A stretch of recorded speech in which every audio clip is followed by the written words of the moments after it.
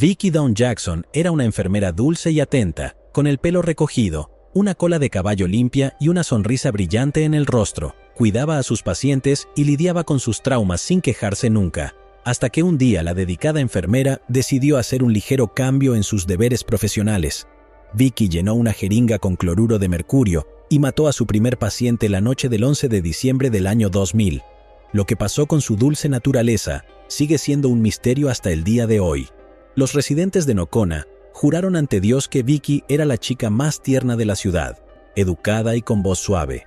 Nunca sintieron que un asesino en serie vivía entre ellos. Entonces, ¿qué le pasó a la enfermera mejor calificada del Hospital General de Nocona?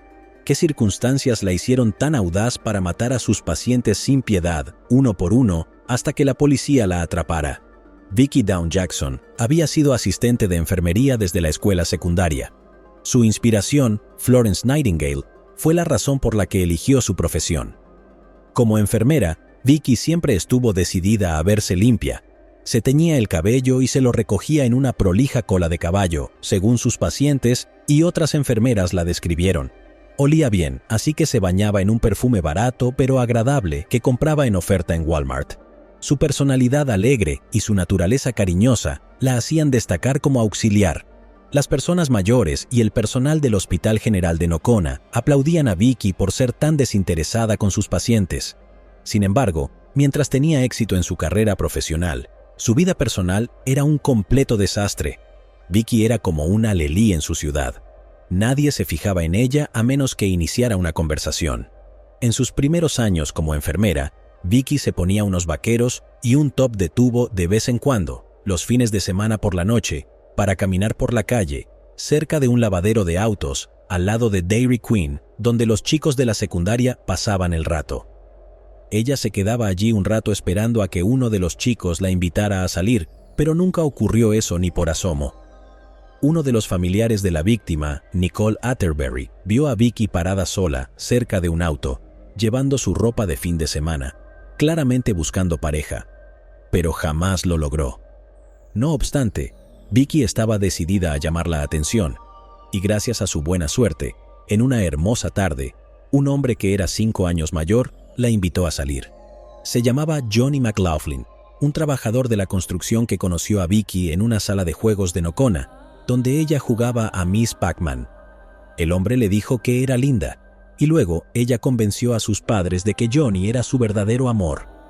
Tal vez fue un momento de locura para ella, o simplemente una desesperación absoluta, pero se casó con Johnny muy rápidamente, frente a un juez de paz. El matrimonio terminó en un año, y las cosas fueron cuesta abajo para Vicki. A partir de ese momento, los elementos de la naturaleza o la crianza juegan un papel en convertir a una persona perfectamente normal en un vil depredador. Es más probable que una persona reaccione violentamente a una situación si fue criada en un entorno violento, pero la naturaleza también juega un papel importante en la formación de una personalidad. Las personas con trastornos de personalidad y complejos de inferioridad severos tienen más probabilidades de jugar a ser felices, pero esperan el momento adecuado para mostrar sus complejos a los demás, infligiendo daño. Sorprendentemente, la vida temprana de Vicki con sus padres fue tan mundana como la de cualquier otro niño estadounidense. Ella vino a Nocona junto con su familia, desde Indiana. Su hermano sufría de asma, lo que se convirtió en una razón para que la familia de Vicki se mudara a Texas, donde un clima más seco haría soportable su enfermedad. La familia compró una casa tranquila y destartalada en Henrietta Street, ubicada en la parte este de Nocona. La familia de Vicki trabajó duro para llegar a fin de mes. Su padre operaba como trabajador independiente de mecánica, mientras su madre hacía turnos dobles como chef en el hogar de ancianos de Nocona. La vida era bastante difícil para ellos, pero la familia no tenía problemas importantes además de las tensiones financieras. Sin embargo, Vicki soñaba con algo más que una familia que viviera en una casa pequeña. Ella deseaba ser notada y apreciada por otras personas. Vicki quería ser una chica bonita y famosa que fuera deseada por todos los hombres en el pequeño pueblo de Nocona, y cuando no logró impresionar a la gente con su apariencia, intentó otra estrategia para hacer que los hombres se enamoraran de ella. Vicki se convertiría en una aparentemente empática persona, que tenía una personalidad dulce y afectuosa. Encontró su primer trabajo en la lavandería de un asilo de ancianos. Luego, se ofreció como voluntaria para contribuir a las finanzas familiares y trabajó después del horario escolar para llegar a fin de mes. En su tercer año de escuela secundaria, fue ascendida a asistente de enfermería en el hogar de ancianos de Nocona, donde se convertiría en una personalidad brillante y optimista que apoyaba a todos. Cuidaba a los pacientes con la mayor generosidad.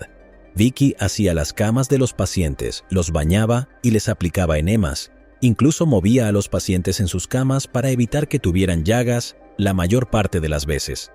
Los pacientes en el asilo de ancianos sufrían demencia u otras dolencias y la arañaban, la mordían y a veces incluso le escupían, pero la pequeña y brillante Vicky, tal como era en ese momento, nunca se vengaría, ni siquiera diría una sola mala palabra sobre ellos. Era tan brillante como un ángel. Los residentes de Nocona dijeron estas palabras mientras describían a Vicky.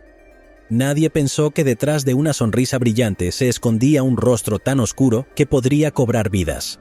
Todos en la ciudad y el hospital elogiaron a Vicky por su arduo esfuerzo y dedicación a su trabajo, pero el agradecimiento se limitó a su trabajo. Vicky no era famosa entre los hombres y a menudo sería rechazada o ignorada durante toda su vida. A pesar de ello, como venimos contando, ella era una enfermera dedicada, ya que la gente afirmaba que Vicky Dawn Jackson no estaba trabajando solo para recibir un cheque de pago. Según varios miembros del personal y enfermeras del hogar de ancianos de Nocona, Vicky era sincera aquí, en su servicio. Ella estaba allí para sus pacientes y había una presencia genuina. Los pacientes de la residencia siempre se sienten solos, pero Vicky, la salvadora, escuchaba sus tristes historias y los consolaba. Se enorgullecía de su carrera y trabajaba duro para ser la mejor enfermera del condado. Desafortunadamente, la salvadora pronto se convirtió en Satanás. La carrera de Vicky estaba floreciendo, pero su felicidad estaba disminuyendo con todos sus matrimonios fallidos. La próxima vez que Vicky se casaría sería poco después de graduarse de la escuela secundaria. Justo después de su divorcio con Johnny McLaughlin, en mayo de 1984, se mudó de regreso a la casa de sus padres y se graduó de la escuela secundaria. Luego, comenzó a trabajar a tiempo completo en el asilo de ancianos y aspiraba a convertirse en una enfermera vocacional con licencia, también conocida como LUN. A los 6 meses de graduarse de la escuela secundaria, Vicky quedó embarazada de un hombre llamado Leroy Carson, un mecánico independiente. Mientras trabajaba en el asilo de ancianos, comenzó a ahorrar dinero para inscribirse en la cercana Universidad Junior y así poder cumplir sus sueños. Pero parecía que el destino tenía otros planes para ella. Mientras estaba en prisión, Vicky dio una entrevista para la revista mensual de Skip Hollingsworth, de Texas, donde dijo: «Leroy me dijo que me amaba y yo le creí». Mientras decía estas palabras, Hollingsworth escribió que la cara de Vicky se puso roja y su expresión retrataba el sentimiento de traición. El nuevo divorcio ocurrió hace varios años, pero aún recordaba cada palabra que le dijo su exmarido. De hecho, todavía se siente traicionada por él. Vicky dio a luz a su hijo Curtin, y poco después quedó embarazada nuevamente y dio a luz a su hija, Jennifer, en 1986. Regresó a sus deberes de enfermería un año después de tener a sus hijos. Mientras que a Leroy no le importaba su profesión y cómo formar una familia, Vicky limpiaba la casa, iba a la universidad y trabajaba en turnos de noche, en el asilo de ancianos.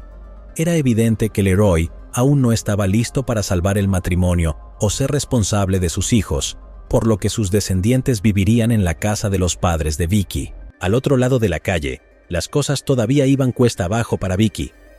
Sus padres ya no podían cuidar a sus hijos porque el abuelo se estaba muriendo, así que tuvieron que regresar a Indiana para cuidarlo, por lo que Vicky Dawn Jackson estaba sola para llegar a fin de mes por ella y sus hijos, haciendo todo esto mientras se ocupaba de su educación. Leroy todavía era su esposo y un padre tranquilo, pero Vicky, al hacer la vista gorda ante todo esto, se mantuvo firme en hacer que su matrimonio funcionara. True Story es una revista romántica que tenía todos los sueños de Vicky en sus páginas brillantes. La revista estaba llena de historias sobre romances y los hombres ideales con los que ella soñaba. Vicky era una romántica empedernida que deseaba que un hombre se enamorara de ella para poder vivir con él, felices para siempre, en una hermosa casa con una cerca blanca. Mientras trabajaba en turnos de noche en el asilo de ancianos de Nocona, en 1989, después de convertirse en LVN, Vicky leía sus historias románticas y de ensueño a algunas de sus pacientes. Ella quería que su vida fuera como algo sacado de una revista de historias reales y decidió arreglarse para que su esposo Leroy se enamorara de ella nuevamente. Así que un buen día fue al salón de belleza Country Cuts para arreglarse el cabello y luego fue al Glamour Shots, conduciendo 48 millas para hacerse una sesión de fotos para impresionar a su esposo. Llevaba pendientes grandes y gruesos, con piedras preciosas falsas pegadas y una chaqueta dorada brillante. La sesión de fotos fue un gran fracaso. Leroy la llamó enfermera estúpida y aburrida y le dijo que si no hubiera quedado embarazada, él nunca se habría casado con ella. Más adelante en su matrimonio, la pareja discutía y peleaba todo el tiempo, y Vicky a veces golpeaba a sus hijos para descargar su enojo después de pelear con su esposo. En 1994, Leroy se mudó de casa, y los sueños de Vicky sobre un príncipe azul se hicieron añicos. 2 años después, cuando la pareja se divorció, sorprendentemente, Vicky no abandonó su vida amorosa, pero a partir de ahora veríamos un patrón de complacer a las personas, y el deseo de aprobación del sexo opuesto en los hábitos de Vicky. Estaba tan desesperada por atraer a un hombre que llevaba pesas de gimnasio en la mano, camino al asilo de ancianos, para bajar de peso, para que así alguien la encontrara atractiva. No había nada que pudiera detener a Vicky, pero el problema fueron los hombres de Nocona que nunca notaron su presencia. Una vez más, como con la vieja Vicky de la secundaria, se vestía con su ropa de fin de semana, buscaría una niñera para sus hijos e iría a cazar hombres en el club nocturno de música country. Unos años después, Lisa Pelkey, una víctima de Vicky salvada por los médicos de su ataque, era una de las mujeres de las que más se hablaba en Nocona. Ella era la estrella del salón de baile de música country, probablemente por el vestido negro ajustado con cremallera delantera que usaba. «No recuerdo haberla visto nunca», dijo Pelkey. Cuando el entrevistador le preguntó en el hospital si reconocía a Vicky, la víctima rompió a llorar. «No se me hace familiar, ni siquiera un poco. Lisa era la chica que podía conseguir cualquier chico que quería. Tal vez es por eso que Vicky se enojó con la pobre chica. Tal vez Vicky quería vivir la vida de Lisa, o tal vez Lisa consiguió un hombre al que Vicky tenía sus ojos puestos. Pero ¿por qué ocurrió realmente el ataque? Sigue siendo un misterio. Sin embargo, la víctima dejó su pasado en el pasado. Lisa decidió dejar de beber y salir de fiesta, disfrutando más de la iglesia para agradecer a Dios por salvarle la vida de la malvada Vicky. Después de que Leroy la dejó, la búsqueda de Vicky por otro hombre comenzó. Ella se vestía y salía con su amiga para ir al club nocturno a encontrar pareja. Era una tarea complicada para Vicky. Nadie la invitaría a bailar con ellos y nadie se ofrecería siquiera a invitarla a una bebida. Todos los hombres en el club nocturno de música country la ignoraban y ella los veía bailar con chicas mucho más bonitas, chicas como Lisa Pelkey, durante toda la noche. La búsqueda de Vicky de una pareja terminó cuando decidió tomar el asunto en sus propias manos. Una noche de mayo de 1997, Vicky se acercó al siguiente hombre que entró al bar y le pidió que bailara con ella. Este hombre era Kirk Jackson, de 31 años, de 5 pies y 3 pulgadas de altura, y ligeramente calvo en la mitad de la cabeza. Kirk trabajaba como asistente en el asilo de ancianos de Nocona. Al enterarse de esto, Vicky dijo alegremente: «Esto debe ser el destino», y los dos borrachos bailaron al ritmo de un lento Garth Brooks, poniéndose aún más borracha y tranquila. La pareja debió estar perdidamente enamorada para casarse solo 2 meses después de conocerse, o tal vez fue otra decisión impulsiva de Vicky de la que luego se arrepentiría. El 4 de julio, Vicky y Kirk dieron sus votos en un parque público, cerca del lago de Nocona. El romance de True Story se estaba convirtiendo en su realidad. Ella redecoró su casa y compró una cama nueva para Kirk, para que no tuviera que dormir en la cama de Leroy. Vicky también compró una nueva incorporación a su familia, un cachorro chihuahua, y en modo de broma lo llamó Killer porque era demasiado pequeño. El destino estuvo a favor de esta pareja. Kirk consiguió un trabajo en el turno de noche en el Hospital General de Nocona como asistente de enfermería. Más tarde, Vicky se unió a su querido esposo como LVN para trabajar en turnos de noche. Su objetivo era trabajar lo suficiente para convertirse en una enfermera registrada y ganar suficiente dinero para comprar una casa con una cerca. Es difícil imaginar que matar a los pacientes pronto se uniría a su lista de tareas pendientes. Vicky estaba genuinamente feliz en su matrimonio. Se peinaría y maquillaría, usaría un uniforme de enfermera limpio y trabajaría duro por su familia. Su hija, Jennifer, recordó en una entrevista: ella estaba tan llena de optimismo que se alistaba para ir a trabajar y decía frases optimistas de uno de sus libros de autoayuda. «Este va a ser un buen día, todos vamos a tener un buen día, lo prometo», les diría Vicky a sus hijos, pero la mala suerte de Vicky arruinó su matrimonio una vez más. Kirk nunca se había casado antes, como Vicky, y aún no estaba listo para renunciar a su vida de soltero. A pesar de que Vicky le rogó que dejara de beber y hacer fiestas en su casa porque los niños tenían problemas para dormir, él continuaría haciéndolo hasta que sus hijos se hartaran y dejaran el lugar para vivir con su padre, Leroy. Vicky perdió a sus 2 hijos por culpa de Kirk, y luego perdería su dinero por Leroy, quien exigió apoyo financiero a la madre de los niños por orden judicial. Vicky tuvo que pagar la manutención de los hijos a su exmarido. El destino decidió que no era una carga suficiente para los hombros de Vicky. Kirk ahora estaba coqueteando con enfermeras bonitas y tenía una aventura. Vicky estaba severamente deprimida y recibía ayuda profesional para su deteriorada salud mental de un consejero en la cercana ciudad de Bowie antes de ir a trabajar. Todavía estaba tratando de arreglar su vida juntos. Sus visitas al consejero se volvieron regulares, y a veces usaba su uniforme de enfermera solo en caso de que la sesión durara un poco más. Según su consejero, Vicky dijo que estaba muy deprimida y que se sentía rechazada y no amada. Hablaba durante horas sobre su depresión y cómo no se sentía amada por su marido. Desafortunadamente, parece que hablar más sobre sus problemas amplificó su dolor, y en lugar de aliviarlo, Vicky Dawn Jackson comenzaría lo impensable. El consejero no encontró la depresión de Vicky alarmante.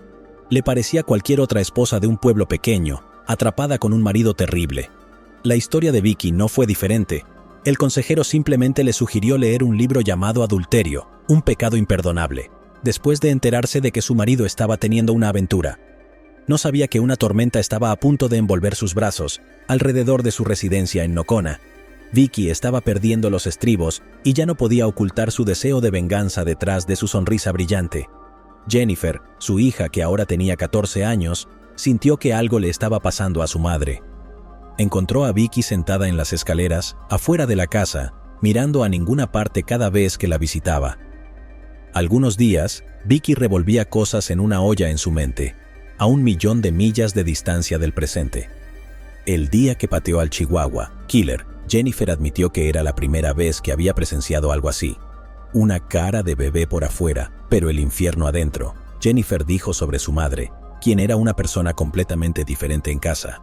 En algunas entrevistas, Jennifer también admitió que Vicky la regañaba y le gritaba a Leroy cuando estaban juntos. Ella hablaba bruscamente en casa y tenía la mala costumbre de golpear a los niños, le dijo Leroy a un periodista en 2005. Parece que Vicky ya había comenzado a mostrar sus verdaderos colores frente a su familia antes de intentar su primer asesinato.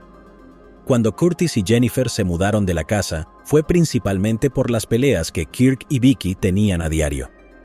Kirk también comenzó a abusar de ambos niños, pero Vicky hizo la vista gorda ante el asunto. Luego llegaba el fin de semana, cuando las cosas cambiaron por completo para Jennifer. La imagen de su madre fue completamente destruida con una sola frase. Vicky le dijo a su hija que era bipolar. ¿Qué significa eso?, le pregunté a Jennifer.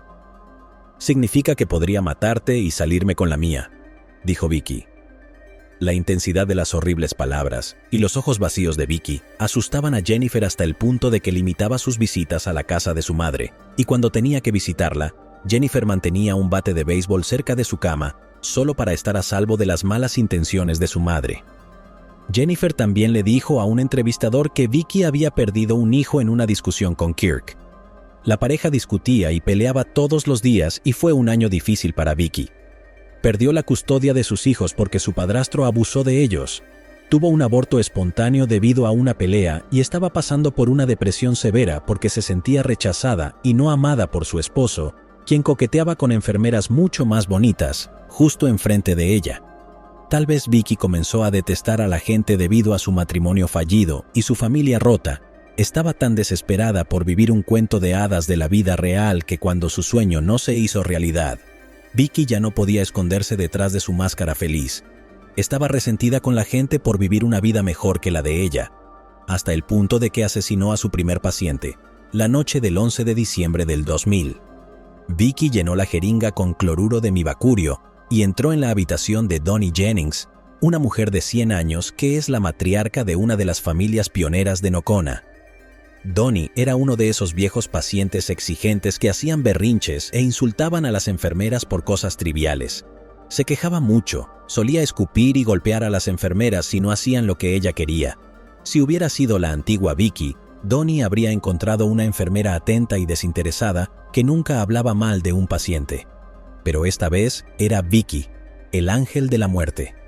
El cloruro de mibacurio, también conocido como Mivacron, es un medicamento utilizado por los médicos para paralizar el sistema respiratorio de un paciente, para que se pueda insertar un tubo de oxígeno en la tráquea, después de que el suministro de oxígeno llegue al sistema respiratorio.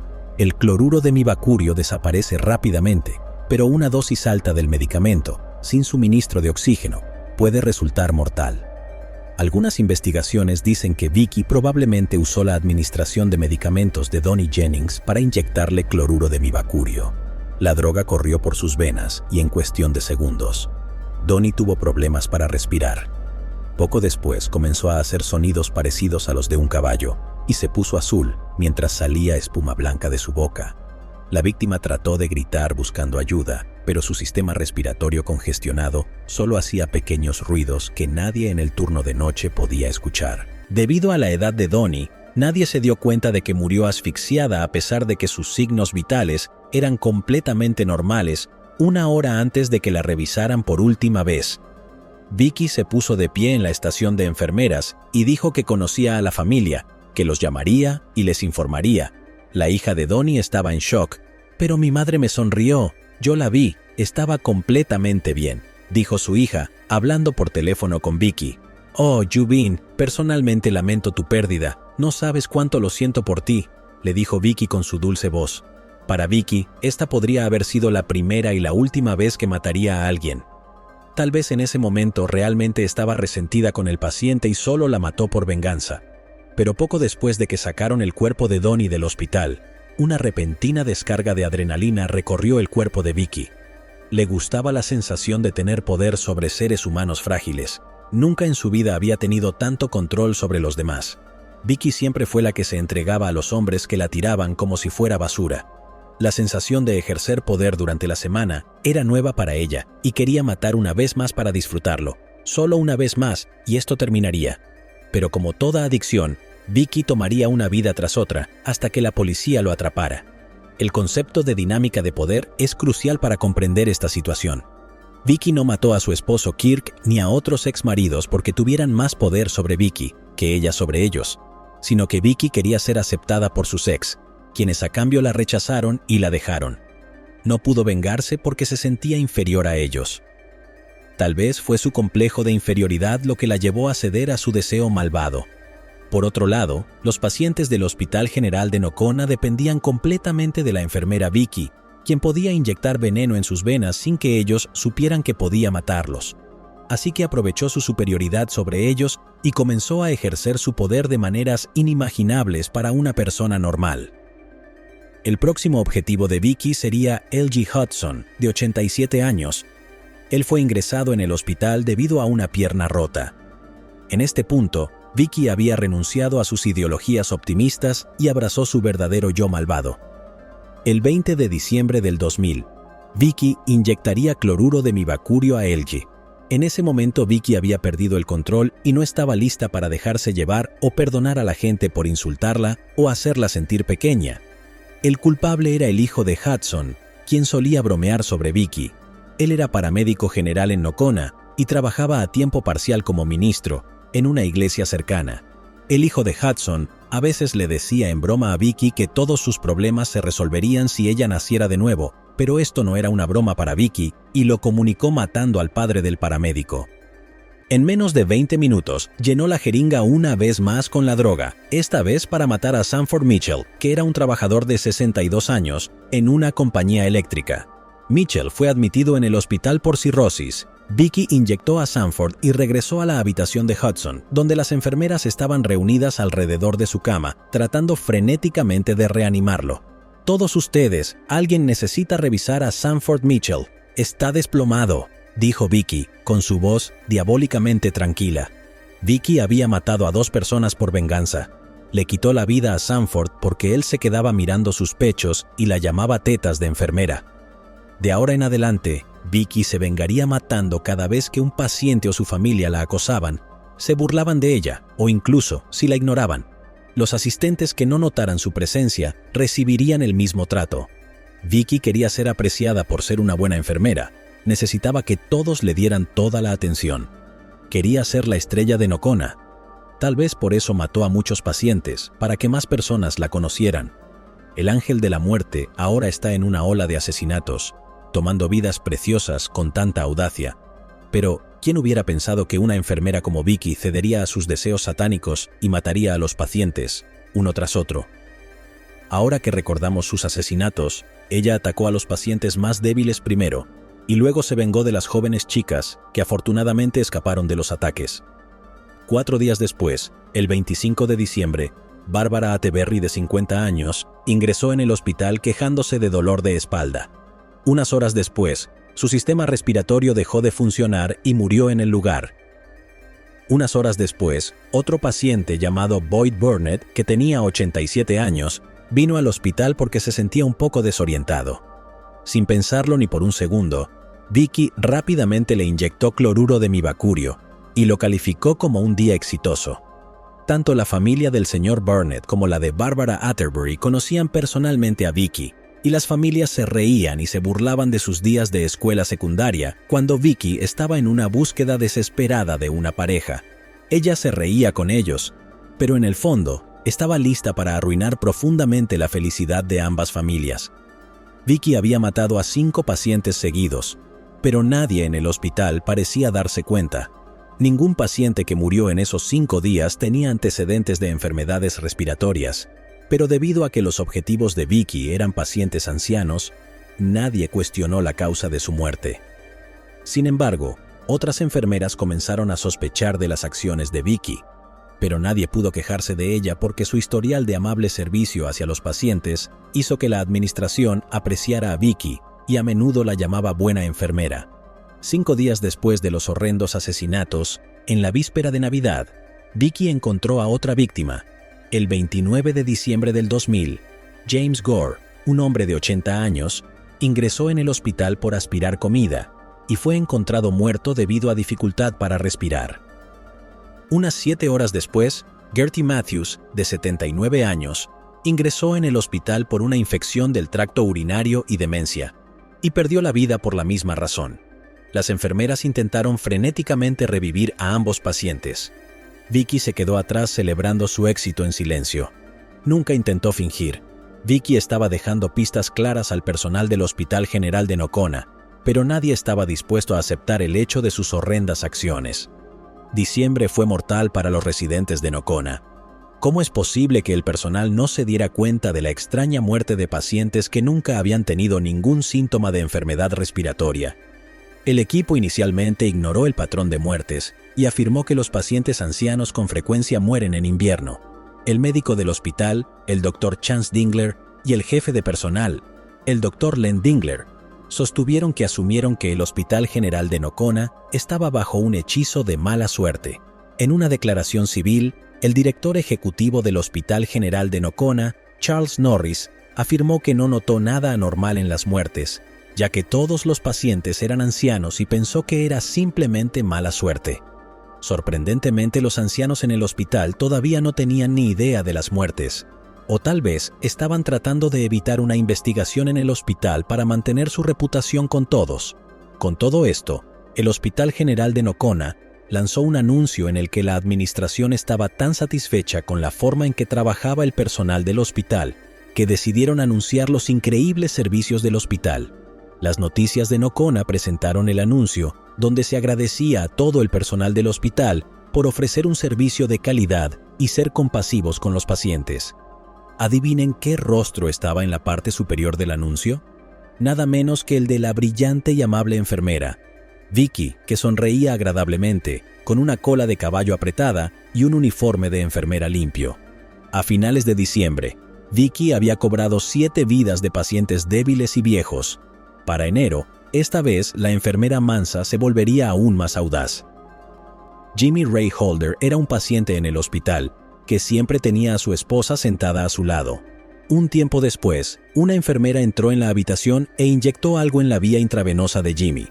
Segundos después, tuvo problemas para respirar y murió minutos antes de que nadie pudiera reanimarlo. El mismo día, Oma Weiler, de 97 años, estaba sentada en su cama cuando Vicky entró a su habitación y le inyectó la misma droga. Afortunadamente, algunas enfermeras encontraron a Oma respirando con dificultad y pudieron reanimarla. 4 días después, fue encontrada muerta en su habitación. Esta segunda vez, Vicky tuvo éxito en su intento. Las sospechas estaban creciendo entre los residentes de Nocona y algunas enfermeras hablaban sobre las muertes. Además, al personal del turno de noche en el Hospital General de Nocona se le había dado el apodo de equipo asesino en broma. Sin embargo, se sentían incómodos. Con la extraña situación de varias muertes seguidas, nadie parecía entender lo que les estaba pasando a los ancianos del pueblo. Estas muertes fueron más que simple mala suerte, y los residentes de Nocona estaban cerca de darse cuenta. En la noche del 11 de enero del 2001, 2 personas más murieron.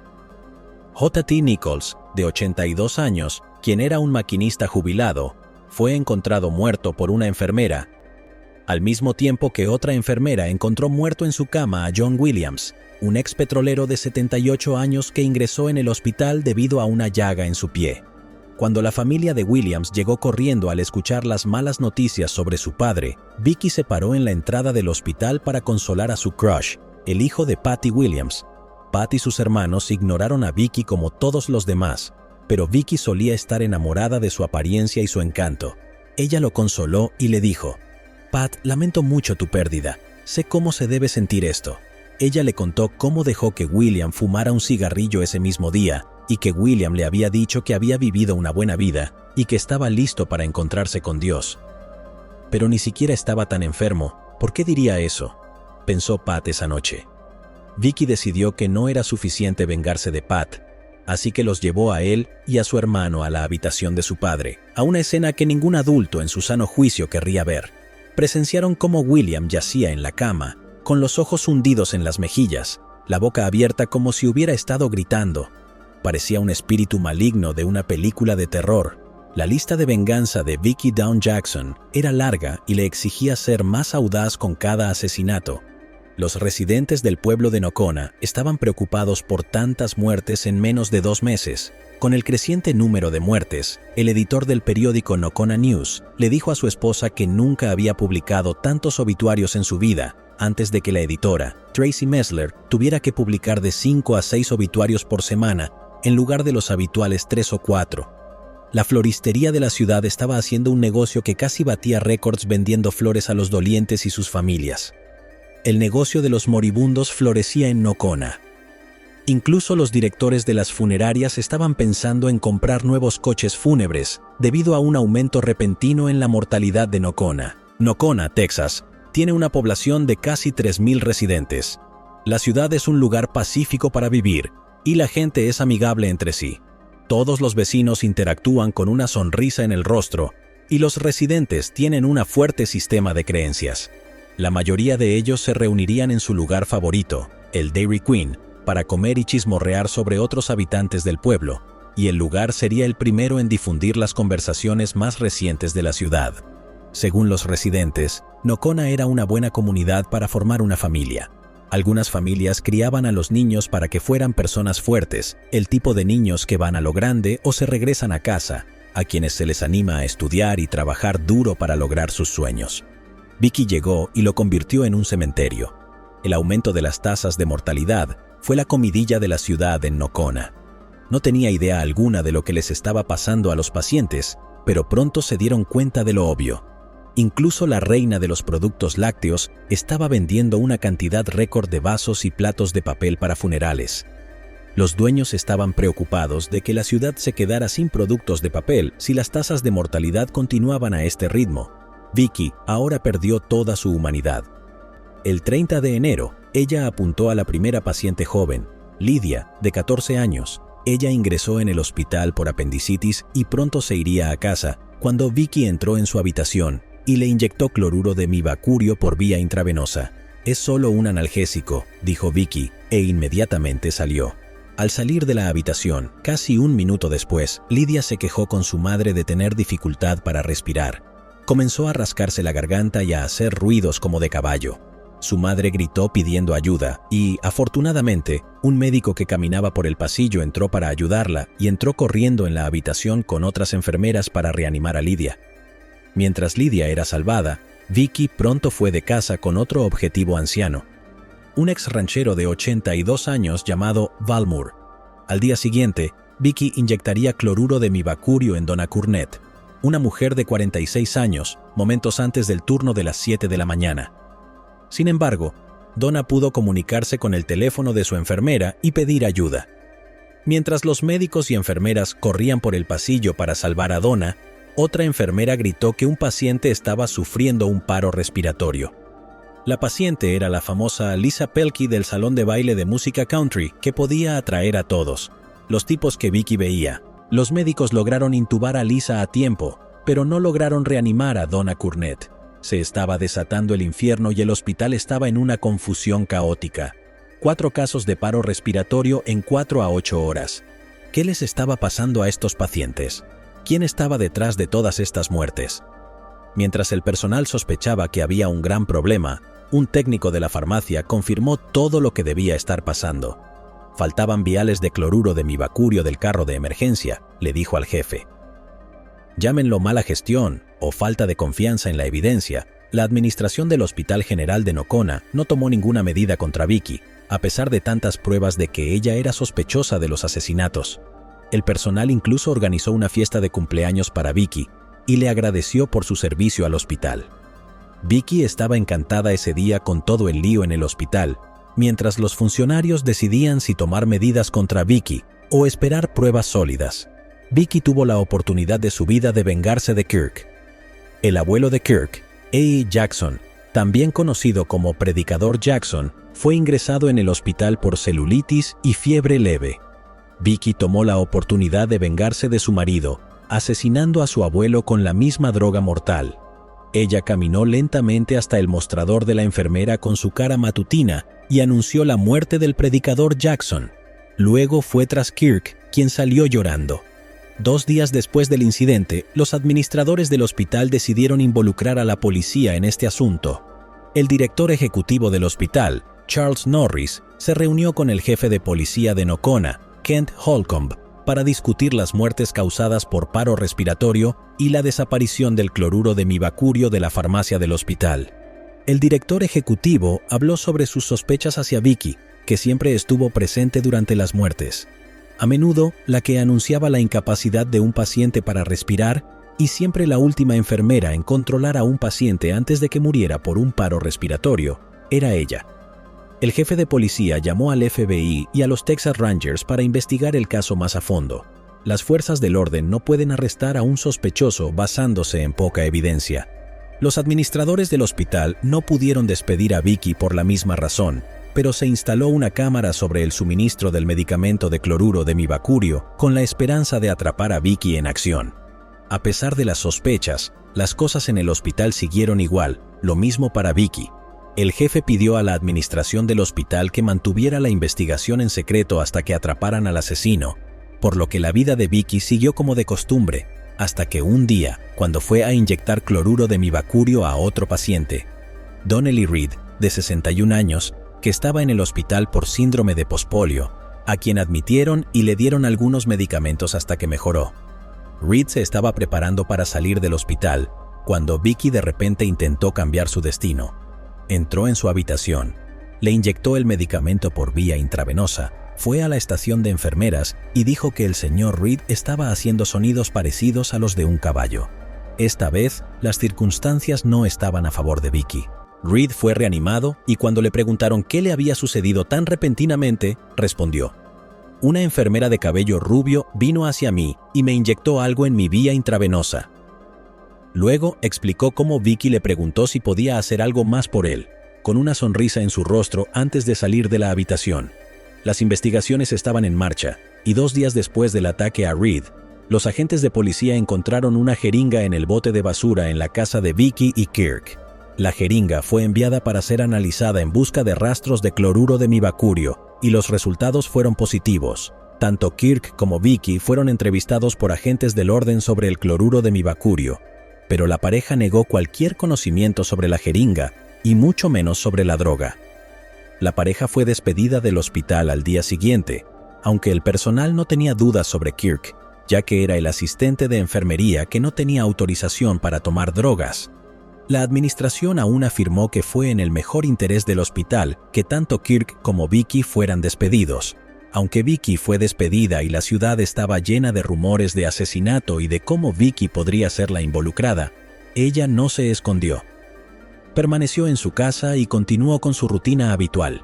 Compraba su comida en Dairy Queen, hablaba con los vecinos y respondía sus dudas sobre ella, mientras la máscara brillante y reluciente de Vicky todavía brillaba en su rostro, pero esta vez los vecinos le tenían miedo.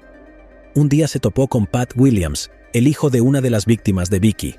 Cuando Vicky dijo «hola», Pat estaba demasiado aturdido para hablar y más tarde llamó a su esposa y le contó cómo el mero saludo de Vicky le heló la sangre.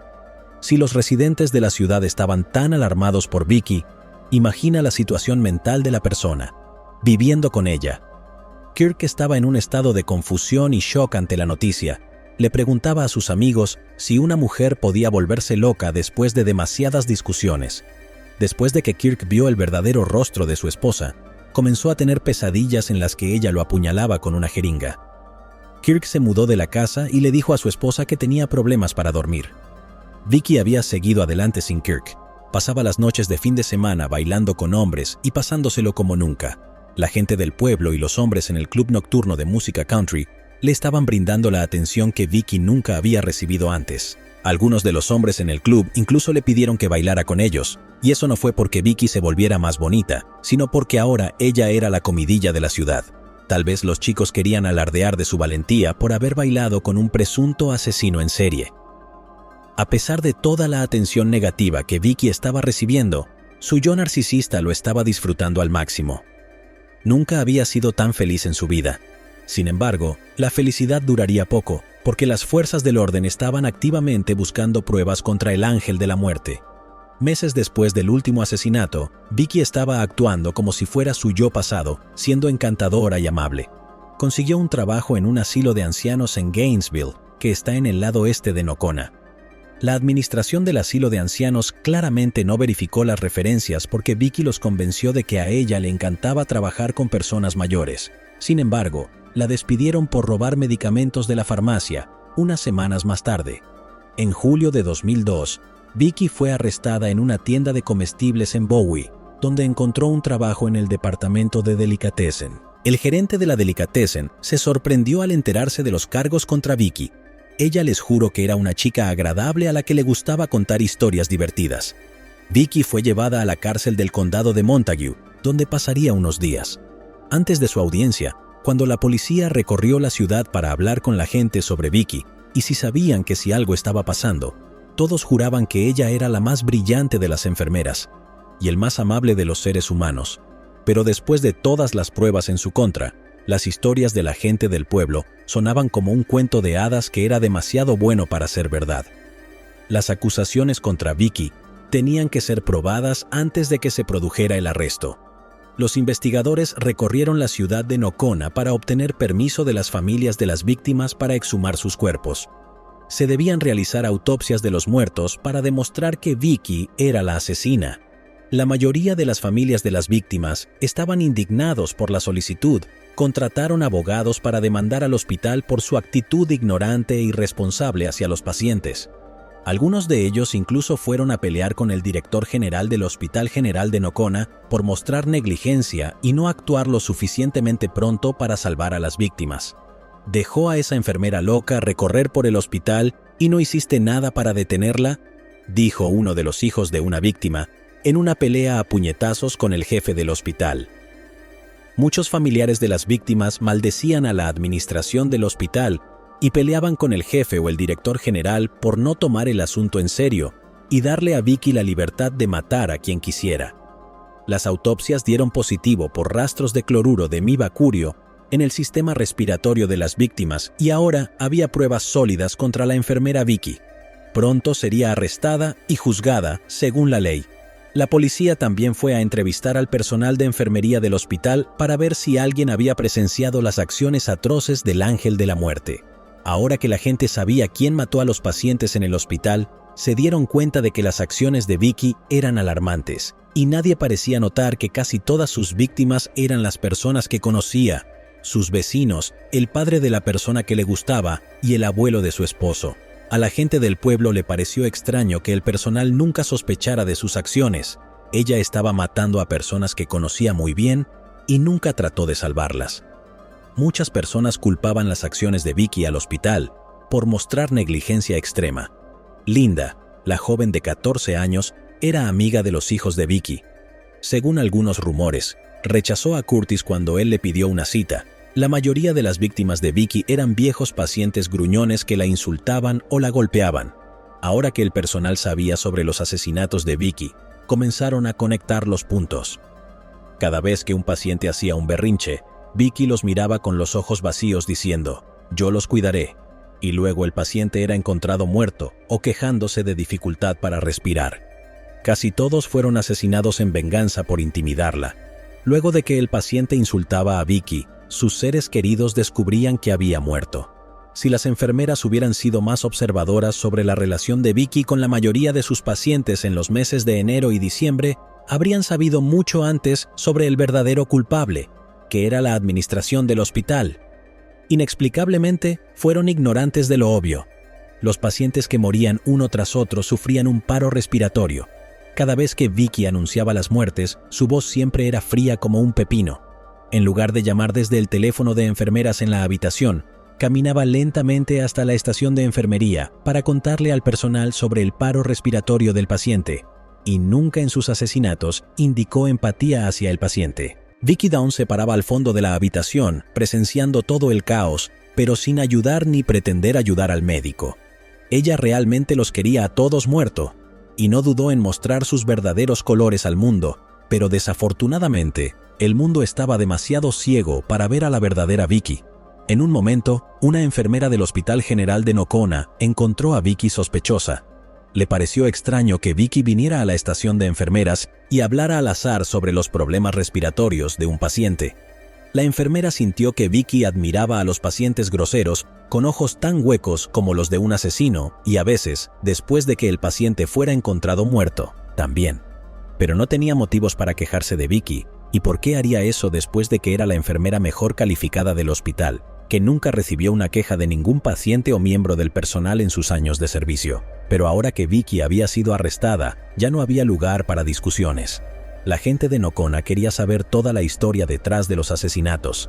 Querían escuchar la versión de Vicky de la historia, cómo una enfermera mansa y de modales apacibles se convirtió en una criatura violenta.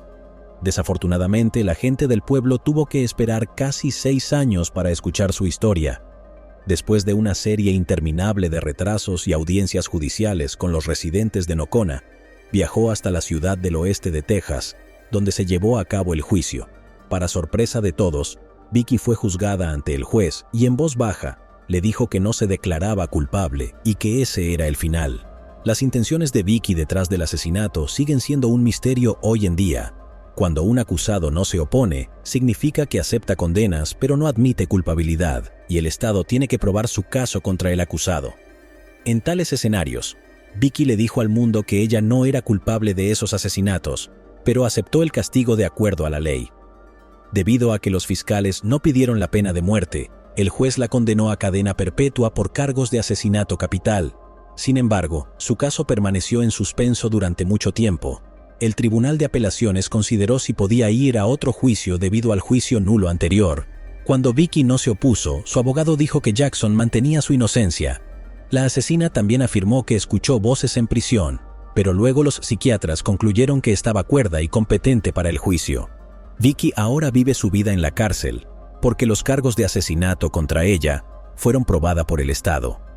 Uno de los compañeros de prisión de Vicky le dijo a los medios que Vicky no mostró ningún remordimiento hacia las víctimas y sus familias. Un día, su abogado trajo evidencia de autopsias que podrían usarse en el tribunal en su contra.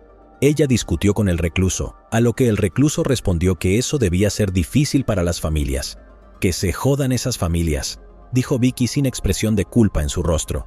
Vicky trabaja en prisión con otros reclusos en el campo y recoge verduras. Vive en la vida cotidiana de la prisión y aspira a trabajar en la enfermería de las instalaciones. Dios salva a los prisioneros del deseo de Vicky de matar. A pesar de declararse sin oposición ante el jurado, Vicky todavía quería que el mundo creyera en su inocencia. Dio una entrevista en la que le dijo al reportero que los asesinatos no fueron cometidos por ella y que ella nunca mataría a nadie. Y luego, la criminal quiso que la gente pensara que su mente no era estable en el momento de los asesinatos. Vicky asumió que si demostraba su inocencia actuando como loca, entonces el mundo le creería. Pero esta vez, el mundo había visto sus verdaderos colores y el psiquiatra confirmó que estaba completamente cuerda cuando cometió los crímenes. Incluso en prisión, Vicky se preocupa por su imagen frente a otras personas. Su yo narcisista se apodera de ella en la misma entrevista con Texas Monthly. Vicky le dijo al entrevistador que solo porque no se había declarado inocente, no significa que sea culpable. Su abogado dijo lo mismo a la prensa mientras hablaba de la cadena perpetua de Vicky ordenada por el tribunal. Los habitantes de Nocona quedaron desconcertados por esta declaración. En el Dairy Queen se preguntaban, ¿qué significa eso? Si Vicky no era culpable de los asesinatos, entonces, ¿por qué aceptó el castigo por el crimen que no había cometido? La gente pensó que Vicky estaba loca y que la enviarían a una institución de salud mental en lugar de una prisión. ¿Pero qué piensas de eso? Vicky no se declaró culpable porque tal vez no sintió ningún remordimiento por el crimen que cometió. Quizás el corazón de Vicky ahora esté en paz, en prisión, sabiendo que no había perdido ni una sola oportunidad de vengarse de las personas que más odiaba. Llegados aquí, ¿acaso no has visto este otro crimen? Yo no me lo perdería, ¿eh?